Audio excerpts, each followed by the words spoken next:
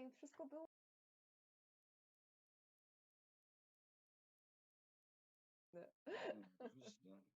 tak. Znaczy, nawet gdyby był kwadrans akademicki, to i tak byśmy siedzieli i czekali, aż ludzie się zbiorą po prostu. To byłoby na tej zasadzie. To zupełnie inna sytuacja. Ojej.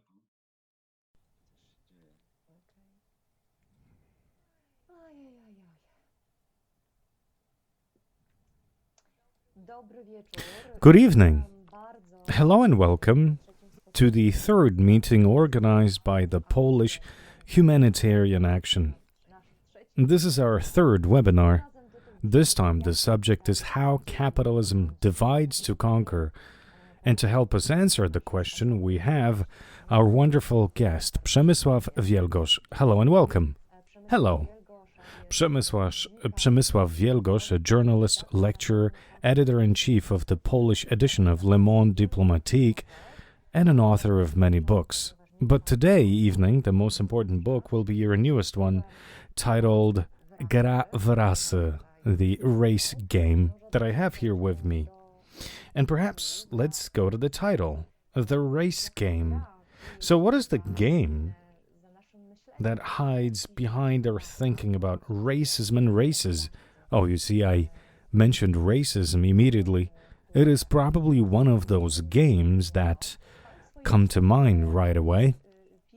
Now, in your book, you write that racism is not just about stereotypes and the prejudices that are within us. You reach deeper, much deeper, in the definition of racism, and you're saying that the roots of this phenomenon go all the way back to the birth and expansion of capitalism. I would like us to start there. What is the connection between capitalism and racism? Yes, indeed. Racism is not only prejudice and stereotypes and certain subjective antipathies or concerns that we may have towards others as individuals or as societies. Racism is actually something much more objective, tangible, and structural, we could say. From a historical perspective, if we look for the birth of racism understood that way, we need to go back to the beginning of, well, the historic formation of capitalism. So this period when the structures of capitalism were being emerged in on the both sides of the Atlantic Ocean, but also in our part of Europe. However, all of these mechanisms that may appear in that period, they may also be found in today's world. So if we're asking the question, what is racism, then beyond any doubt, as we have said, it is not just a collection of stereotypes and prejudice. It is not something subjective resulting from our own intellectual or moral or ethical shortcomings. Instead, it is something objective and structural. Therefore, that is why the concept of structural racism, which has become more commonly discussed in today's Western countries, especially the United States, especially as a result of the Black Lives Matter protests in 2020. So the whole point of it is that racism is a technology of power. Perhaps we shouldn't be talking about racism itself, but also a technology of racing and assigning race to specific social groups for effective management of these groups and for effective governing of these groups. This lies at the core of the concept of racism.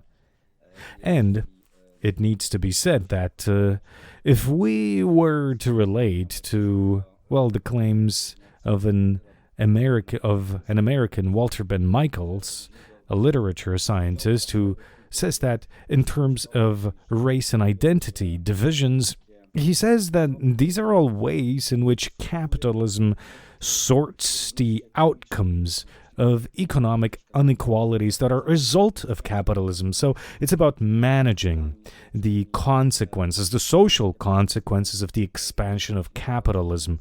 That is something that is referred to as racism in this case. I would also like to refer to René Edolage, an African-British theoretician, author, and activist, whose book, titled Why I'm Not Talking to White-Skinned People, was published a couple of years ago in Poland. She, in an interesting way, outlines the differences between racial prejudice and racism itself.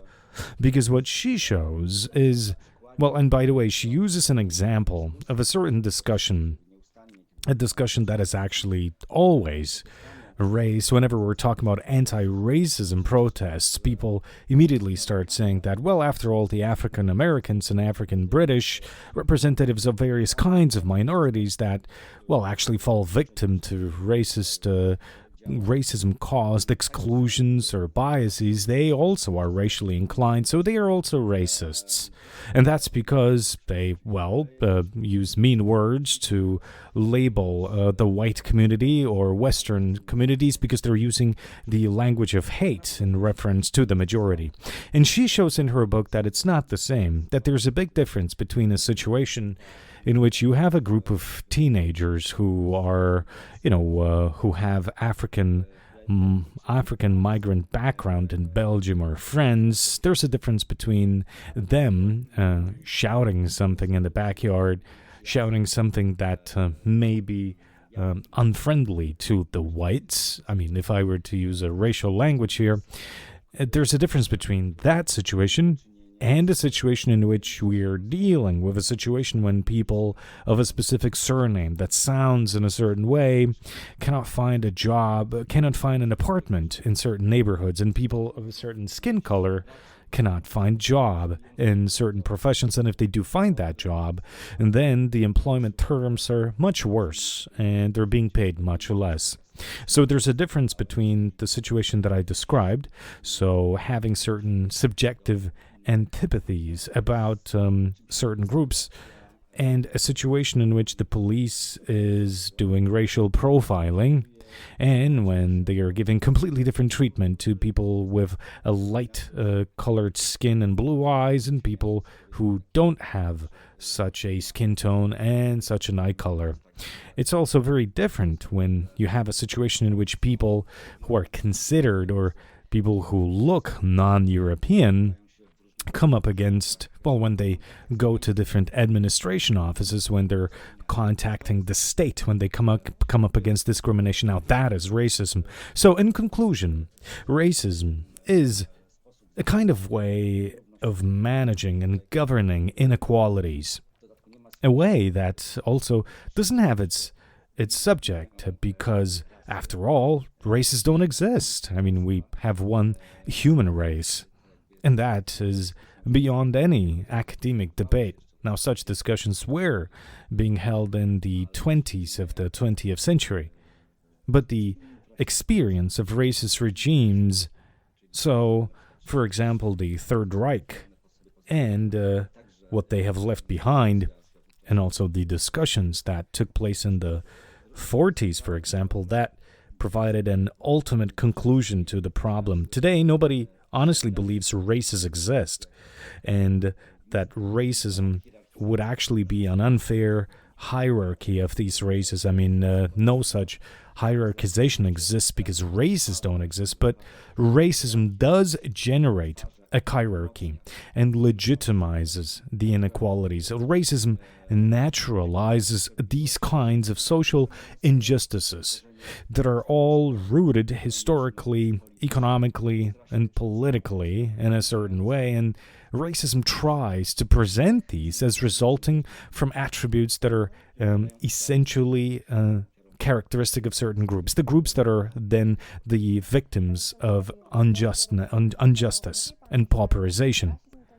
So what you're saying is that racism is not an individual phenomenon that follows from personal prejudice or personality traits or emotions of a person that may be labeled a racist and someone who expresses racist views.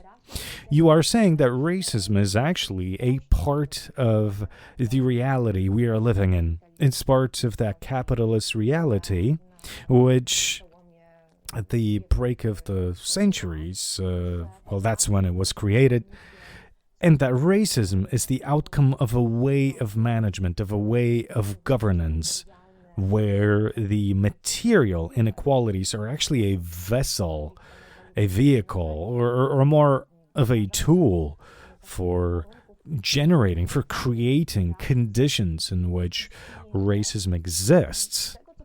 And based on what you're saying, I draw the conclusion that racism is a phenomenon that may be, well, some socially spread and handed down.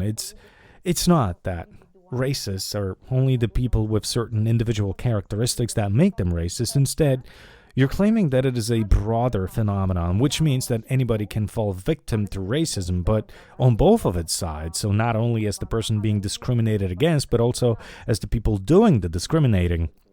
Precisely, that's what it looks like.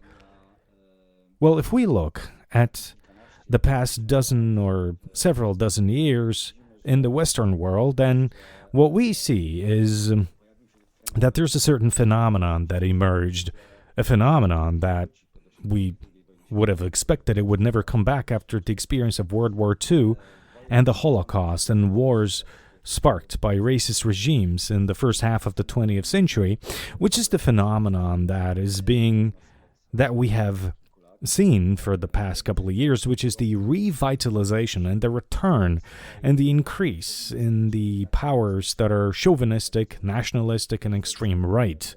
This is also something that emerged in Poland, and this is a phenomenon that we're seeing in Western Europe. We are seeing it in the United States, but we're also seeing it outside the European world, so India, Philippines, or Brazil.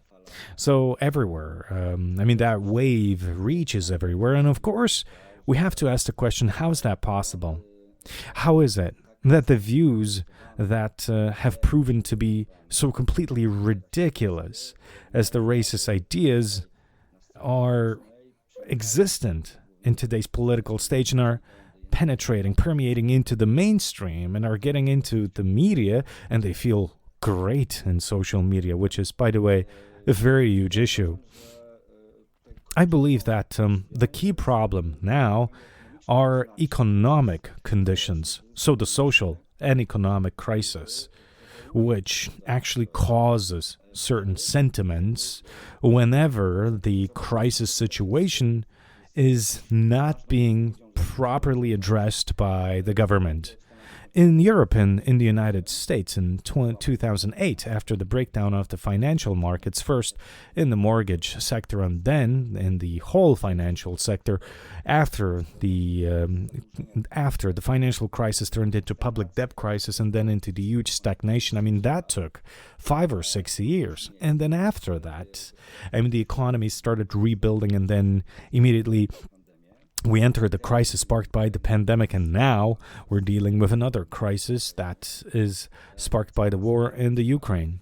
So this whole sequence that's been going on for a dozen years now, it hadn't been properly addressed by the people in power in the United States or in the EU. Actually, what the people in power are trying to do, they're just trying to manage the crisis in such a way so that, without removing the structural causes, they can preserve the current distribution of political and economic strengths and forces. And the outcomes are dramatic, because when you're managing the crisis this way, you see a surge of the frustrations, and you're seeing also an increase in the reasons for the social frustration. So you see an increase in the inequalities, and you're seeing the pauperization of more social groups, and you're seeing destabilization, which is the lack of a sense of security and an impossibility to plan your life out. So put all of that together, and when it's mixed also in with the climate crisis and the consequences of wars waged and caused by Western countries in the global South, so the inflow of refugees that was from those countries that were attacked or that were occupied or that were stabilized over the past 20 years, all of that has caused conditions in which the social anger that usually emerges in these situations when the people in power are not managing the consequences of their politics, well, it now started to transform into a very dangerous kind of frustration addressed at all kinds of scapegoats. And this, in my opinion, explains why after 2020 also, after 2008, also in Poland, we are seeing an emergence of outrage against different groups of migrants and refugee groups, and we're seeing an increase in the number of acts of violence that were racist in nature or chauvinistic in nature. And such political powers started being present in political debates as well. And that is something that has exploded very powerfully in 2015. In a time that was labeled the refugee crisis, but I don't think this was a refugee crisis. We need to keep in mind that in Poland now we have 3 million refugees from Ukraine. In 2015, you had all of Europe that was quote-unquote flooded by merely 1 million refugees from the Middle East, first of all from Syria and Libya, Yemen, Iran, and Afghanistan. So it was a completely incomparable situation to what we're dealing with now, but the response to it was completely uncomparable as well, because today the borders are open, which is very good for the refugees from Ukraine, but back then in 2015, for the several hundred thousands of people who were trying to come to Europe through the Mediterranean Sea, the borders were closed to them and different restrictions were put in place, as a result of which thousands of these people died in the Mediterranean Sea, and as a result of which what also started was a kind of a moral panic, an anti-refugee hysteria that also helped the extreme right political parties, but it also poisoned the political life and social debates in many European countries, including Poland. And it has also contributed to the increase of those sentiments that we may call chauvinistic, nationalistic, and racist. Yes, it is very interesting that in 2015, back when the war in Syria was going on, and back when the consequences of the actions of, well, the State of Islam, that as an outcome of that, there were many refugees knocking at the doors of Europe. It's interesting that, especially back then, such sentiments were visible in Poland. People were concerned and fearful, which seems so paradoxical, especially as these people were not going to Poland. And back then we didn't really have hundreds of thousands. I mean, definitely not like today when we have millions of people who want to live in our country and who want to find a new safe place here. Back then, this reluctance and this fear, it was indeed very present in the media and in our conversations at home or our conversations on the streets. But today, when this scary war is happening so close to us, and when we really have so many people crossing the border today, suddenly this fear is gone. And this makes us consider the sources of fear of the refugees. This is a little bit like what you said, that it's not intrinsic to us, but instead it's somewhere on the outside. It's part of that system that, in a way, is sparking that fear in us. And if that is the case, then probably there are certain methods to defend against that, right? Yes, well, definitely these are not spontaneous reactions. It's not that within us we have this built-in mechanism that in the face of a person who's in need and they look slightly different than we do, we suddenly become reluctant and we suddenly become distanced and we try to push that person away. Now that doesn't happen, and what we're seeing today is actually a wonderful carnival of solidarity beyond the borders, because we have to keep in mind that the Polish culture is actually not free from all manner of prejudice against the Ukrainians in Ukraine. After all, we're all raised in the cult of the eastern borderlands when we're reading By Fire and Sword or seeing the movies of Hoffman. And these are not images, these are not stories that would in any way be positive or kind to Ukraine, but despite that, despite the context that many of us were raised in, what is happening is we're seeing a tremendous explosion of goodwill and practical solidarity and help that really is helping hundreds of thousands or millions of people survive the dire moment that they are in.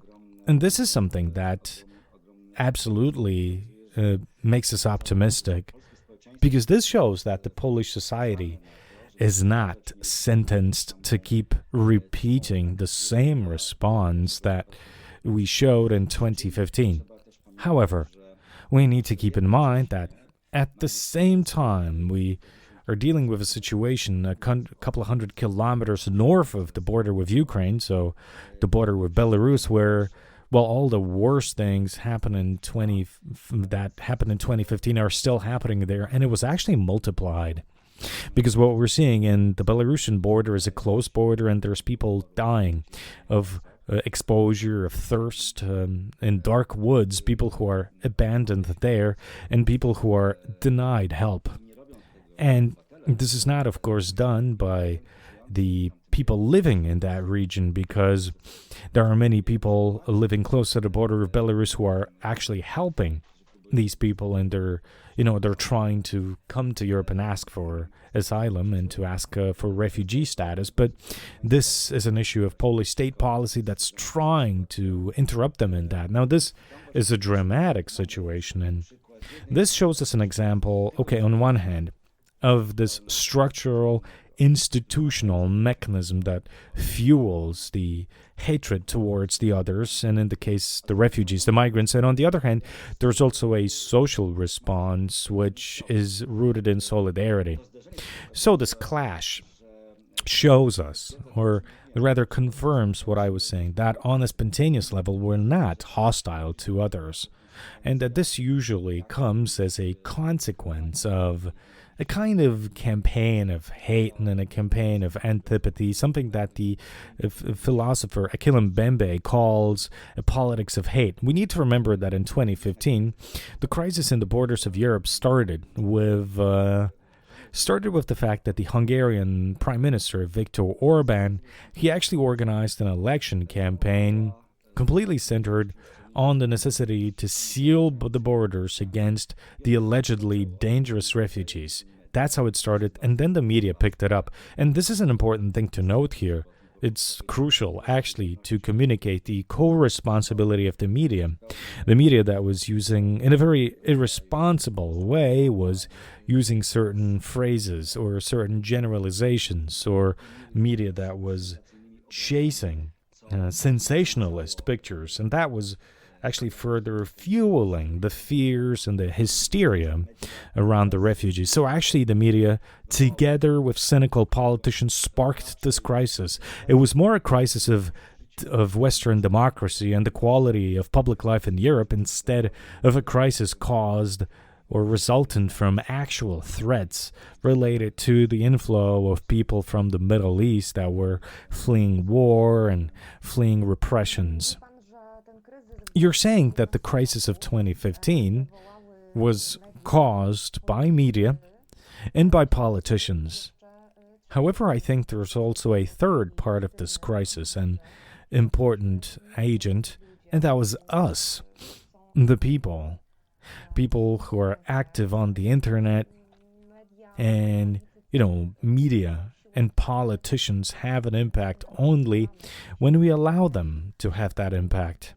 In today's world that is so online-based and so rooted in this internet space where everybody can be an authority figure and where everybody can take its stance and where everybody can write with impunity and disseminate content without verification. I mean, all of that becomes even more amplified there. And I wanted to ask you about the internet, because I would just like to remind that our meetings are, we're trying to answer the question, how do we combat hate and violence and violent language and hateful language on the internet? So I think that since you're saying that spontaneously, we don't have within us any kind of reflex of reluctance or antipathy to another person, okay? And the antipathy to the other person that comes to us, but the fact that it is in a way, something being managed. It's being managed by all of these mechanisms that you have just explained. Because of that, there's probably ways and probably structural ways that can prevent these phenomena. So I wanted to ask you now, and of course, staying focused on the internet, as the internet is on one hand fantastic, but on the other hand, a very dangerous platform. So tell me, what do people, activists and people who just want to make the world a better place, what can they do on the internet to neutralize all of these worrying and bad phenomena? This is a huge challenge. It is very difficult because there are certain structural conditions of the social media and, inherent to their design, and we were able to realize that over the past months. So their inherent design is kind of conducive, more than not, to the dissemination of views or positions that are hateful and the dissemination of contents that are chauvinistic. Why do you think it's conducive to that? Well, that's because social media that's what's commercialized well. The Facebook algorithms are just designed in such a way that this is the content that attracts attention, and it also attracts money. And this is the kind of content that yields enormous profits to the shareholders, but also the shareholders of other companies that are operating online in the social media sphere. So this is actually something that puts us, the people who want to go against that, puts it in a worse position. But it's not that we are completely lost. Well, 2006 was a shock because the scale of the flood of hate speech found online, generated by people who had absolutely no sense of accountability. They felt they have complete impunity because the internet gave them that. So these people who are able to unleash their frustrations by the way of the crisis, and by the way taking revenge on the refugees, wishing them death and all the worst for their real or unreal failures in life, or the situation that we are all in, the crisis. Or anyway, that's how it was presented in Europe in 2015. So all of these are things that indeed back then it seemed that they are, it seemed that these things will be difficult to oppose. However, it is possible. Back then, the situation surprised many website moderators, people who weren't able to deal with the comments. They couldn't manage the comments because also, due to market policies, various media, also including serious media, they were lowering their spending on, the hiring of online forum moderators, people who would be toning down or blocking such voices. And by the way, such voices are also criminal, because calling for racial or ethnic or religious-based violence is a crime. So these kinds of things also for technical and economic reasons were not executed well. But I think that after the couple of years, we have developed, I believe, certain strategies and certain methods. And I think today as well, in the face of the flood of fake news and the huge amount of all manner of propaganda lies centered on Ukraine, these are all the things that also made us realize how important it is to counteract this kind of content. And I think that something has actually happened on the way, in the sense that today we have many more websites on social media. We have many social media places where you can learn the truth, and where you can come across true information about the situation of the refugees and where they are from, and also the reasons why they are embarking on this dangerous journey to Europe. So we can also learn more about the conflicts that are the cause here and the type of persecution that they are under the threat of. And these are very important things. It's about this informative function. It's about the involvement of different entities And it's about being more involved about these subjects and that are more responsible. But it's also about the activist circles. You see different kinds of NGOs, but you see activists who are spontaneously or in a more formalized way are trying to provide people with this kind of insight. And this has tremendous importance. I think what is also important is the ability to influence journalists, the media. This is perhaps a task for NGOs as well, and that care about human rights protection, so that they can train journalists, and so that journalists do not use language that has chauvinistic connotations, and this has happened very often. For example, using these mental shortcuts or referring to words and structures that were actually chauvinistic in nature is something that would happen very often, and sometimes perhaps happens. I think that if this was curtailed to some degree, then I believe it's mostly because a lot of the organizations decided to work on journalists and decided to point out to the journalists these kinds of issues, which is also a significant point. And of course, there's another important aspect, the fact that we should not leave lies and fake news that are all around the internet without comments and without responses. They should be addressed so that we don't allow such content to monopolize the social media circulation. You're saying that over the past years, starting 2015, the internet has changed for the better, that there are more websites on which we can find believable, reliable information, that there are activists and they've become more active online. And you're saying, things that are, of course, very encouraging and positive. The problem, though, is that online and in the contemporary world, we are often closed in those bubbles. So the people who want and the people who are curious about reliable information are going to find it. But then there are people who are not interested. And such people will not find such websites because they're closed in their bubbles that are built by the algorithms that you've just mentioned. I think this is a huge challenge. And I'm curious, how can we face that challenge, and how can we make that happen in the internet reality? How can we give a helping hand to the people who are unconvinced, the people who are on the other side? Perhaps this is not the right expression to say on the other side, but I think that can be true to a degree. So how do we respond, therefore, to these comments that may outrage us? Do we ignore them? Or do we respond to them? Because perhaps that is the way to go. Perhaps the way to go is to burst that bubble to some degree. Yeah, I have to agree that this is a serious matter.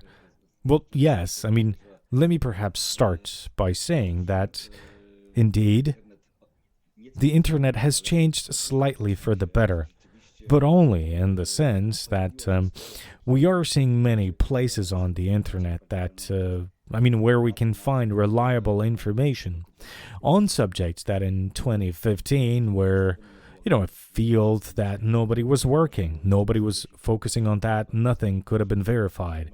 And this is very important, the ability to verify information. And for that, you need these kinds of pages. You need people who are involved in providing and in supplying such reliable information. That is very important. But of course, in the last years, and that's also due to the pandemic and also due to the spread of the anti-vaxxer movement, and in connection with how Russian propaganda nowadays is also working hand in hand with anti-vax movements and anti-science movements or contents. It's hard even to call these views. So all of that is something that, as we've mentioned, it is related to the nature of social media itself, and it's related to the fact that social media is basically huge business. And in this huge business, it pays well to disseminate nonsense and the biggest fakes, because, as they say, well, this is what clicks best online. This is what sparks the highest interest. So that would need to be changed.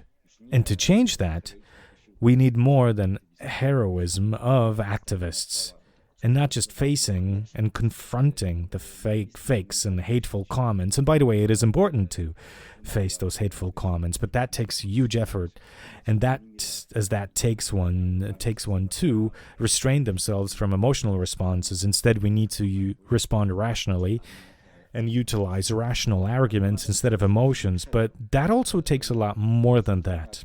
Now, of course, all these activist endeavors are important, and they have their role, and that's why I mentioned them. But in the end, what is crucial here is for such institutions as the European Union to finally regulate this enormous market and this enormous social media sphere. If that is not done, then the profit logic will win against the logic of democratic debate, and it's just going to win against the truth. That's why I find that governments of their countries and institutions, such as the EU, should actually be put under pressure of their citizens who are fighting fake news and hateful content online. And they should, apart from that, also start organizing and should start exerting pressure to, well, in a way, to examine and to put such content as such media as Facebook or Twitter under something that we could call democratic control. And this kind of democratic control on this media, it's not being done on that media, even though, it became, starting the pandemic, it became a part, or actually it became a framework for public debate. That is so significant. If the public debate, it's like we moved our public debate to a shopping mall. The shopping mall is not a place for a public debate. And probably the security would start feeling upset with us that we're debating instead of shopping.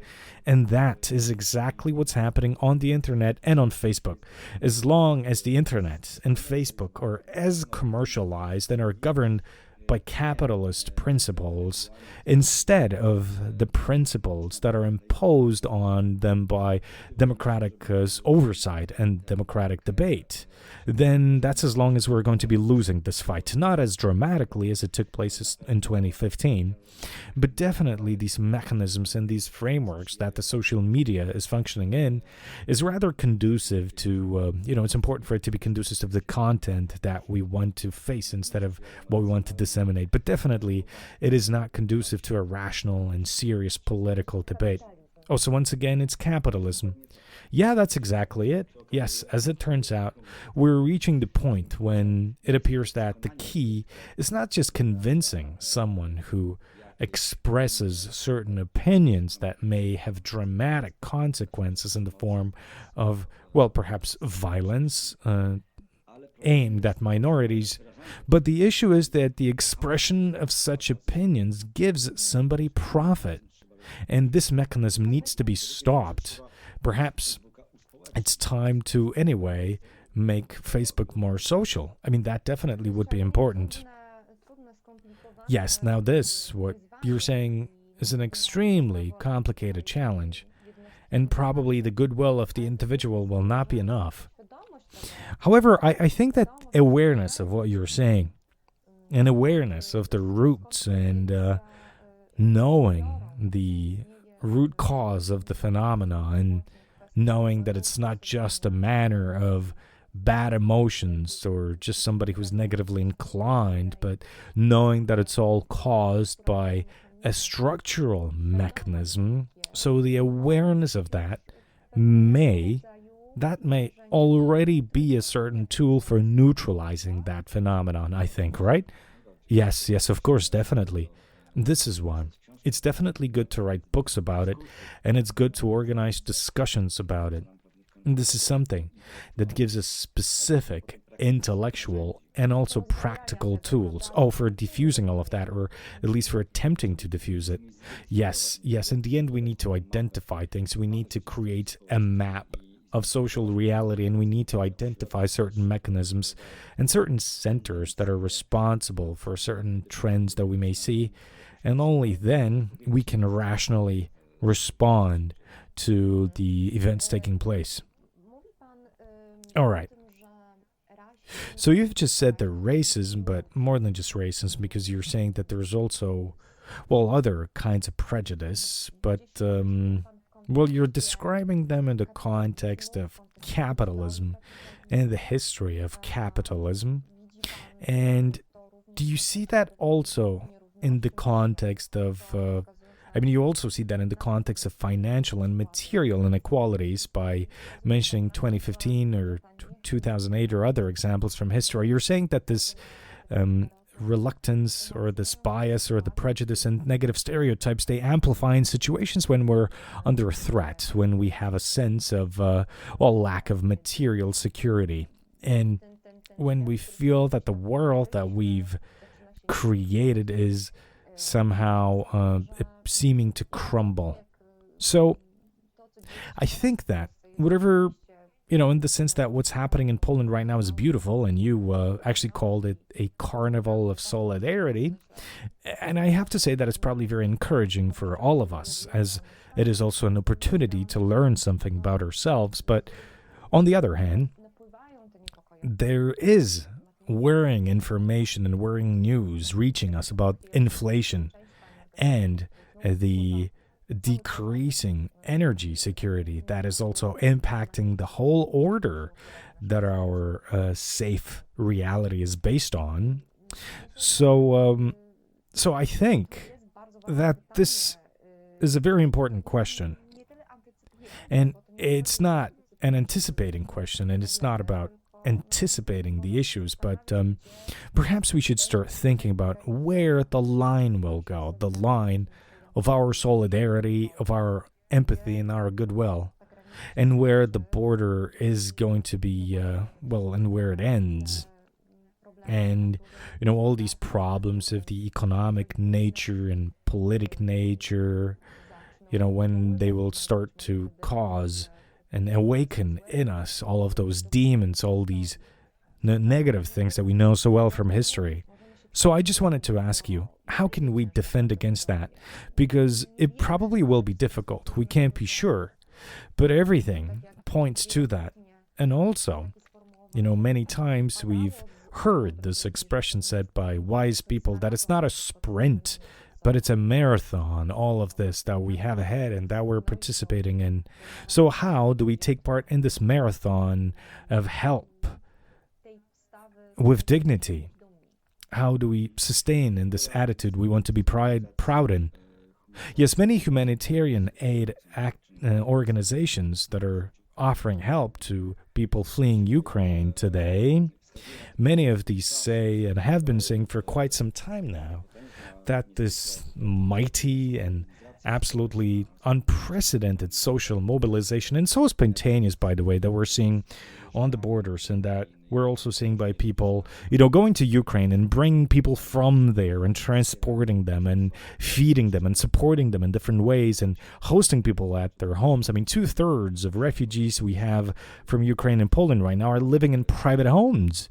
And this is an unbelievable story that I hope will translate into the fact that our societies will now start seeing each other differently. I hope that this will bring these two societies closer, which is also so important. And it is also very conducive to meeting people from the other side of the border, which is, by the way, not so obvious. We do share a history of many centuries going back, but I think besides a couple of stereotypes, we knew little of one another, and, definitely we knew little of the Ukrainians. Nowadays, we have an opportunity to make that up, which is, by the way, a great chance. It could give us great consequences in the future. But we, the ordinary citizens that have responded so fantastically to this enormous crisis and this terrible disaster that's taking place in the Ukraine, we, the ordinary people, we just don't have the resources. We don't have the competences, and we often also don't have the physical, material capabilities, or we don't have the housing capabilities to this kind of assistance that we're offering now, and many of us are offering that kind of assistance to Ukrainian refugees, and it's difficult to stay within that and for that to endure for the next couple of months. This is working well in the first couple of weeks, and it is still actually working very well, this kind of assistance. But this mobilization today, it requires support, and it requires a more systematic and systemic support from the state. There's a huge role to play here by the state, and the state should not be shirking away from that. Instead, the state should try to coordinate all of these efforts, and the state should try in a systemic, and not in a point-based way, but should try in a systemic, in a structural way, should start to develop a network of structural support that it would eventually allow lifting part of the responsibility from the people who, well, simply put, don't have the preparation and don't have the financial or knowledge-based resources to continue helping in this form. We can already see that there are very many issues.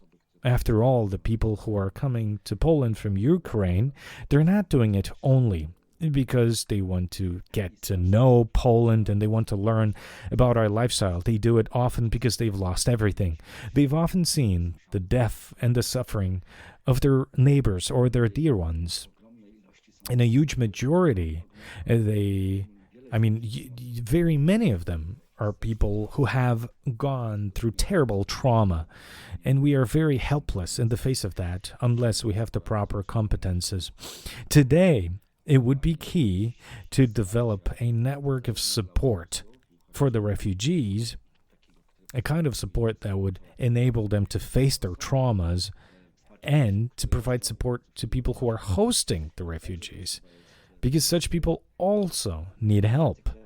Help, for example, based in, giving them tools with which they could support or with which they could help people that are in their homes, and often they can't do that.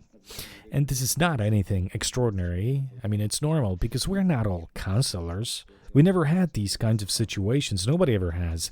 This is unprecedented, not only in its scale, but the quality. We're just dealing with a disastrous war. And without that, we are going to be dealing with an increase in very negative consequences and frustrations. And also, we're going to see the worsening of traumas.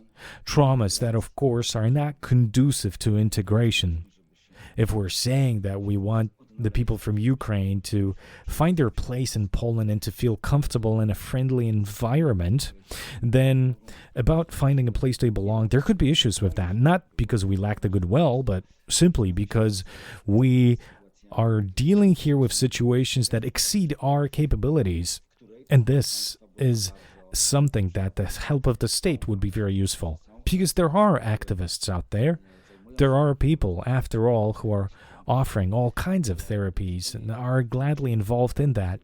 But it would be very different if we are able to develop, based on state administration structures, and I have no idea how you do that. By the way, this has to be debated, first of all, with the people who are involved in these kinds of things. It would be important to develop a kind of mechanism and to create institutions that would encompass with their activity the whole country, and that the people in need could benefit from this kind of support. And the same applies, I can say, to supporting Ukrainian children, and we have more than 100,000 of them in their education. And besides these children, we also have thousands of Ukrainian teachers. It seems that it would be sufficient to create Ukrainian schools and to allow them to graduate the school year. I think that wouldn't be very difficult. However, that requires the help of the state, and we can't do that on Facebook. We can't do that by simply getting together spontaneously via social media. And that way we're showing that they can work for a noble cause. For that, instead, you need more state support. Yes, what you're talking about is this increasing need for more involvement, more engagement on behalf of the state. You're talking, once again, about a systemic network of support, of administrative and state-based, and of course, that's correct. I wanted us now to go back to the conversation on the level of an individual. That's also the purpose of this meeting, because we're being listened to by people who want to be involved and who are involved. So regardless of how much of an urgent it is a need for increased structural involvement on behalf of the state, this doesn't, however, mean that we're completely helpless on the individual level. You are talking about a friendly environment that we are all responsible for, largely, and that's also what we were talking about. This is largely also due to the pandemic, that these sentiments and the environment that is friendly or unfriendly, that it is something shaped online. So I'm asking this, but I'd like to go back to the question, or let me dive deeper into that perhaps, because I wanted to ask you how do we respond on the individual level? Because you have talked about the need for regulations from the EU, and we'll have to wait for that. But on the level of the individual, what can we do when we're coming up against aggression, okay? When we're coming up against verbal aggression, when we're coming up against very hate speech. So how do we respond? Do we respond by lack of response, or do we abandon these comments? I mean, do we get involved in answering? Do we try to straighten up and clarify any hateful lies that are out there, or should we approach it more practically? I mean, how can we tell apart, and how do we distinguish between someone who perhaps doesn't know, and perhaps simply doesn't... Okay, perhaps someone who is also a victim of disinformation or propaganda, and, it's someone that we can help. And how can we distinguish between that person and your classic digital troll who simply does things only for harm's sake? I think the only method is not to give in to our emotions. It's important for us not to get onto the same emotional instability level that we can see in hate speech. And it is important to try to address different kinds of prejudice and hate speech in a way that will be, I would say, well, of course, I'm not saying completely agreeable, but substantial, knowledge-based, rational. And when we do that, and when we're capable of that kind of response, when we don't allow ourselves to be dragged into this whole spiral of mutual hate and of, hurling insights at one another, which is also so typical for all kinds of online discussions. I mean, at that point, we can distinguish somebody who can actually read what we are offering and who can relate to that from someone or something that isn't considering or isn't desiring any exchange at all. Someone who's completely blocked and blocking knowledge. And we can easily ban that kind of an individual. The whole point is that perhaps it's not worth it to, use this policy in which every comment that seems a bit chauvinistic and prejudiced and stereotypical, I mean, it shouldn't mean that we completely block that person because, it doesn't make sense to immediately throw these people into a bubble where they're going to meet only chauvinists. It's important to pull out such people from these chauvinistic bubbles, and it's best to do that by trying to engage in conversation, which is possible probably up to a certain point, up to a point when it turns out, if such a person or if such a troll, if such a person turns out to be a troll, then of course it isn't worthwhile to be talking to them, and we should be blocking such people and deleting such voices. But that's something that, in my opinion, doesn't go up against the ethics of an online discussion. Actually, on the contrary, this is something that enables discussion because, based on what we were saying, discussion is possible only when we are dealing with a kind of, at least minimal, intent to hear out the other side.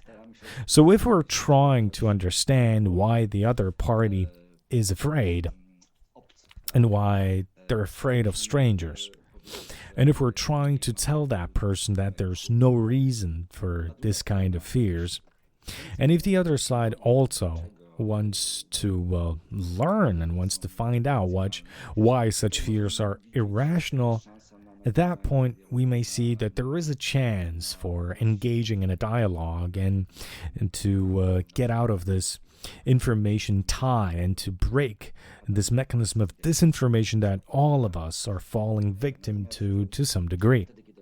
However, if it turns out that there's no such desire on the other side, when there's no capability for that, then we just need to ban such voices from the debate. The debate will definitely benefit and not lose on that. Also, this will not be a very severe breach of freedom of speech, because freedom of speech does not apply to calls for violence or calls for hate. Calls for violence and calls for hate are crimes. We need to know that. It's not a view. This is something we need to realize, that racism, fascism, these are not views that may function on similar terms in a democratic debate. These are positions that are trying to destroy that debate. The goal of these is to undermine the debate and to destroy democracy and to destroy freedom of speech. So in that way, unfortunately, we cannot allow them to play us out, and we cannot allow such voices to the stage because it's not about debate with them.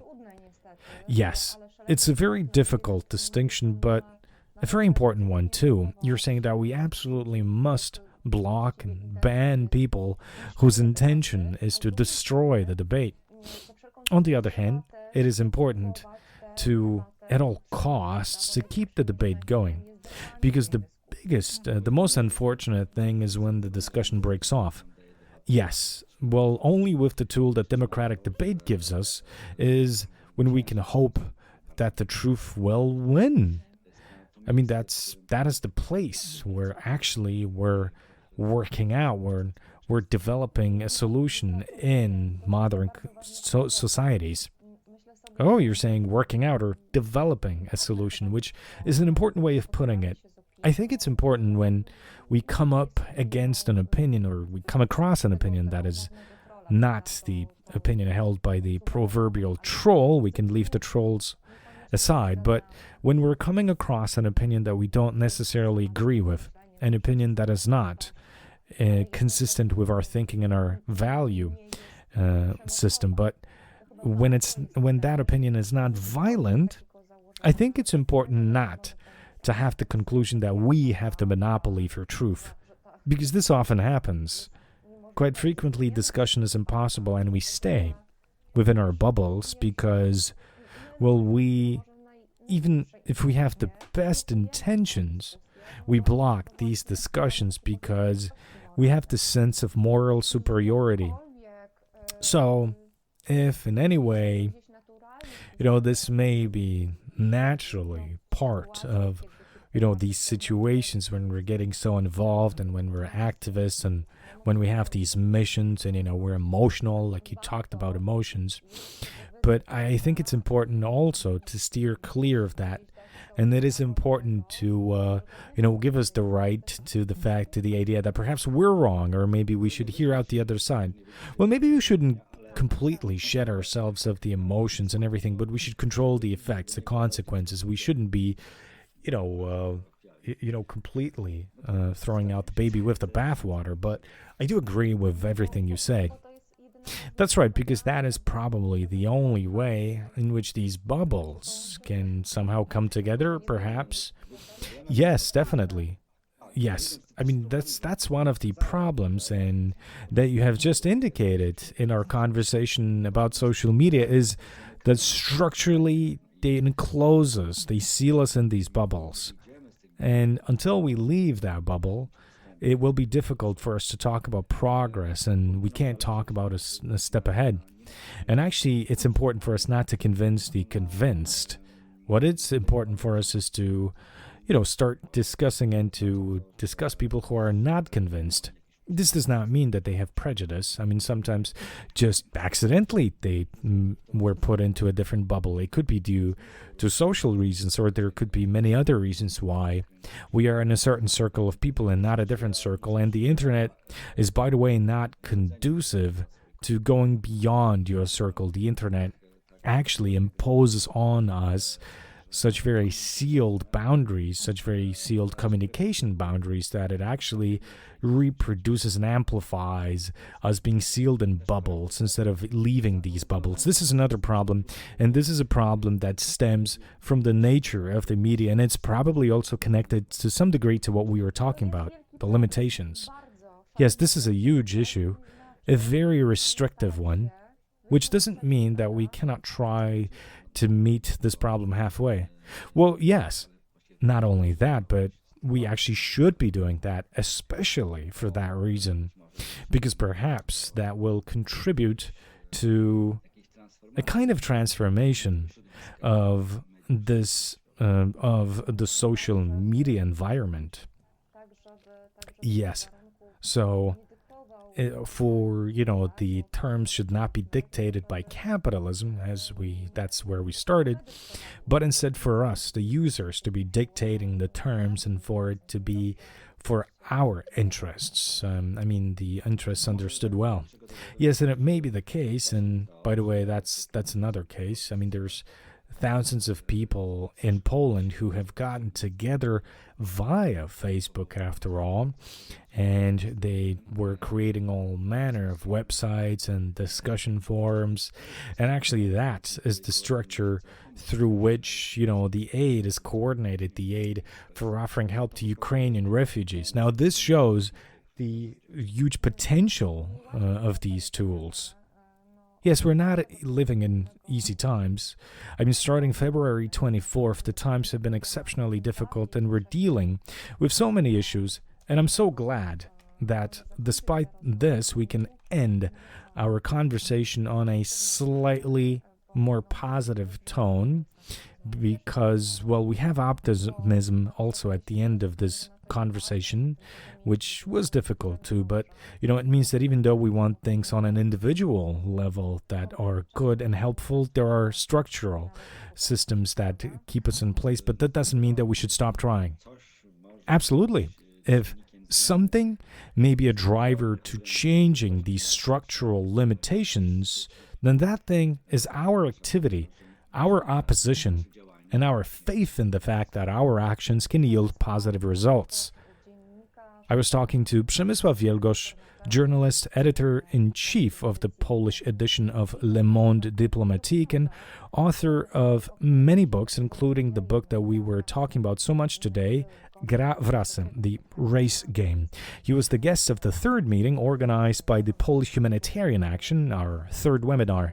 And I would like to recommend to all of you, ladies and gentlemen, the book Gra w rasę, because as we have said today, knowledge is a very useful and an effective tool with which we can break apart different negative terms and ideas, stereotypes, or other unhelpful structures that are fueling negative phenomena. So I strongly recommend reading this book, and I would like to thank you, Przemysław, very much for the conversation. Thank you very much as well. Goodbye. Goodbye, and see you and hear you next month.